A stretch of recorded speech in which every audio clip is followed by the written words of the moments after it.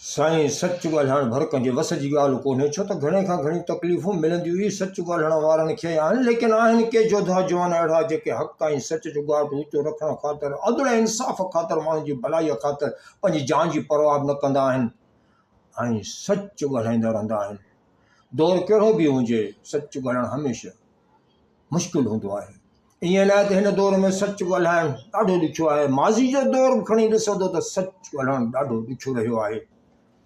ऐं हमेशह सच ॻाल्हाइण वारनि माण्हू पंहिंजी जान जी परवाह बि न कई आहे ऐं सच ख़ातिर ईंदड़ नसुलनि जे लाइ हिकु अहिड़ो मिसाल क़ाइमु करे विया आहिनि त जेकॾहिं वक़्तु अचे ऐं हक़ जो ॻाट ऊचो रखण जो लम्हो अचे त ख़बरदार कॾहिं बि सच ॻाल्हाइण खां बाज़ न अचिजो ऐं हमेशह सच ॻाल्हाईंदा रहिजो, छो त इन में ई इंसानियत जी बका आहे।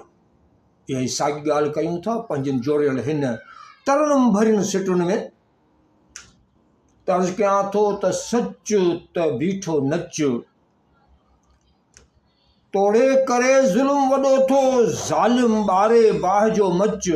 सच त बीठो नच, तोड़े करे ज़ुल्म वॾो थो ज़ालिम ॿारे बाहि जो मच। हो बि उथी जवान जो पुटु, चई ॾिए थो ज़ालिम खे मुंहं ते सच। पोइ बि उथी जवान जो पुटु, चई ॾिए थो ज़ालिम खे मुंहं ते सच। सच त बीठो नच, तोड़े करे ज़ुल्म वॾो थो ज़ालिम ॿारे बाहि जो मच।